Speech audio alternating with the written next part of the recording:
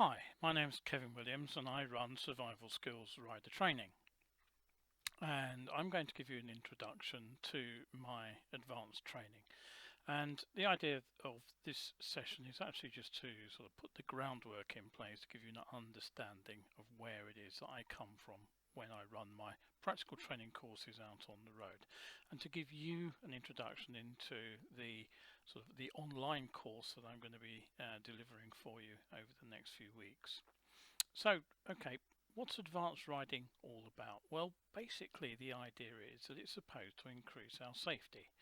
Now, there's two things to say here. First of all, that safety when we're riding a motorcycle is, technically speaking at least, impossible, because safety means absence of risk. There is no such thing as a complete absence of risk when we ride a motorcycle. So we can never be completely safe. We can only be relatively safe or relatively risky. So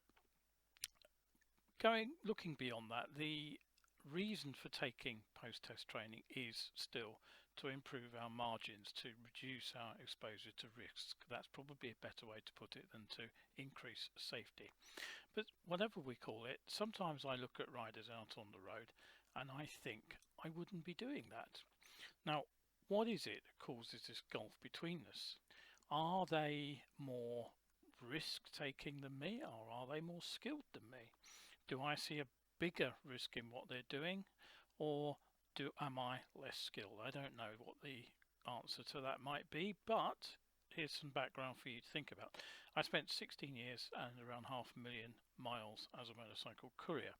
Now, whilst those years were not entirely incident free, with one exception from the very early days when I was living in London, and I wasn't actually working as a courier then, it was before I started, it was when I was still at university, one out of town accident much later.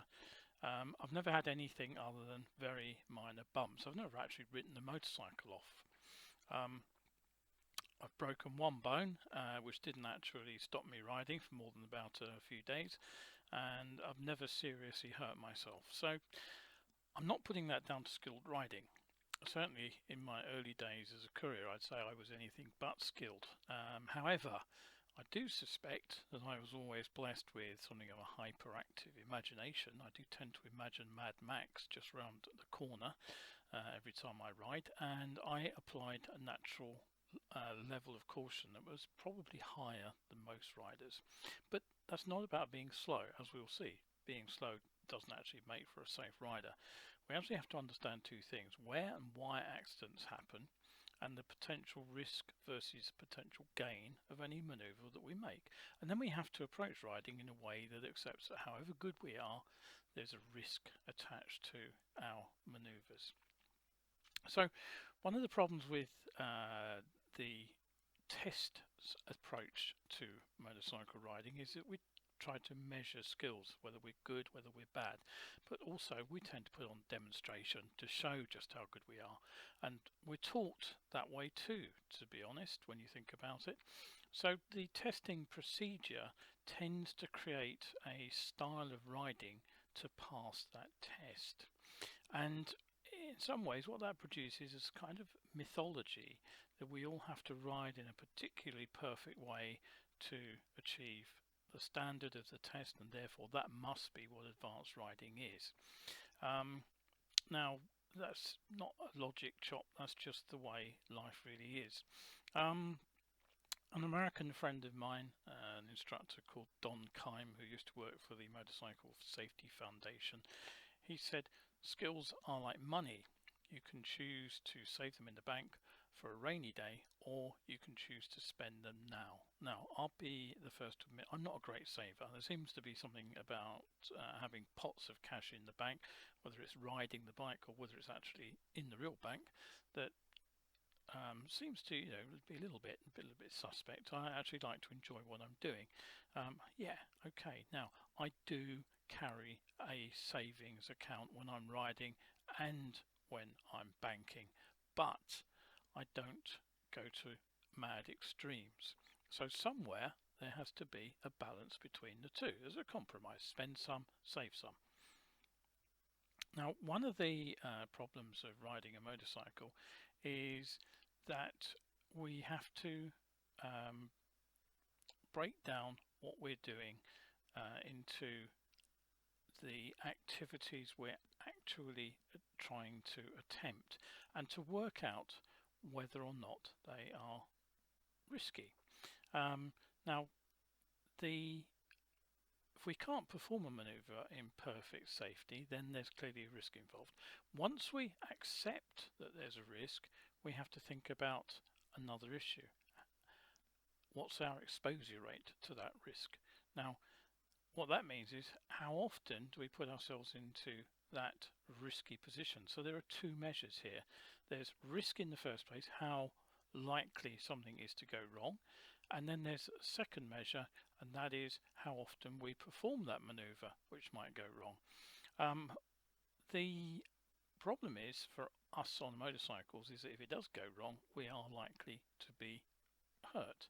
We don't have the safety cage around us that a car driver has. The only safety cage we have around us is what we're wearing, and frankly it doesn't give us a great deal of protection if we're falling off. So that's the third factor we have to think about, the impact on us when something goes wrong. So now we have the three key points to allow us to decide how safe we are as a rider. What's the chance of something going wrong? And then multiply it by the impact on us if it does go wrong. And that is the question that we have to ask ourselves all the time, not how safe we are, because safety, as I said, is a nebulous construct that we cannot approach on a motorcycle. We have to understand the risk, we have to understand our exposure to that risk, and we have to understand the consequences of that risk. And that brings us to another conclusion. In fact, we shouldn't be planning to ride well, we should be planning to ride for things that go wrong. There's rarely a clear path here. We just have to look at any maneuver that we're making, anything that's going on in the road around us, and say to ourselves, what could potentially happen? Not what should happen, but what could happen. And if that does happen, will it impact on us? Will it produce that risk that we're talking about? And if it does produce that high risk event, will it be bad news for us? So that's basically what we have to look for. And the best way to look at this and to find out the answers is to go to look at road accident statistics, because they're clearly a measure of where other people have got it wrong in the past. So if we see where other people have got it wrong, then we have a good idea of where we're likely to get it wrong. Now, it's easy to blame crashes on unskilled or rule-breaking riders, and in fact if you are in those groups your risk is raised, but the vast majority of crashes on the road actually happen to average riders doing perfectly normal things out on the road. Now, the next line of thinking that we have to consider is something called risk compensation. The automotive industry first really looked at this, and what they found was as soon as they started adding safety features to cars, people started exploiting them. If you've got better brakes, better tyres, people drive round corners faster. They follow closer to the vehicle in front. Anti-lock brakes are a good example of something which didn't actually produce quite what was expected in terms of saving lives and reducing injuries. The theory is that people start exploiting the benefits. Now, whether or not risk compensation is likely to occur to motorcyclists isn't entirely clear, but the chances are that if you're wearing a top of the range leather riding suit and leather helmet, top of the range helmet to go with your suit, then you will feel safer than if you're out there wearing shorts and a t-shirt. You probably wouldn't say, I wouldn't ride in shorts and t-shirt. Well, if you're not riding in shorts and t-shirt and you're putting the leathers on, that is a form of risk compensation, so it does affect us. And we have to think about how all this affects our mindset. The problem is that if we always expect things to go right, we'll be surprised when they go wrong. If we expect things to go wrong, we won't be surprised. We'll just say to ourselves, yep, I was waiting for that to happen. And then we're far more likely to actually react in an appropriate way. My personal approach to riding, I'm all for the easy life. One of the things I learned as a dispatch rider was that riding for 10, 12 hours a day takes a lot of effort. It really hammers your levels of endurance. And so anything that is actually hard work, mentally or physically, isn't something that you really want to be doing on a motorcycle for any length of time. So I tended to ride in a way which reduced the stress. Now sometimes that involved not taking overtakes, sometimes it involved keeping the speeds down, sometimes it involved taking an easier route over a more complex route to get to from A to B.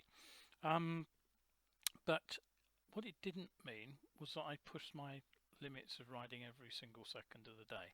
And the upshot of this, the sort of consequences of removing high risk activities, removing the numbers of complex maneuvers that I took while I was riding, all reduced my risk exposure, but also made it easier for me to perform over a longer period.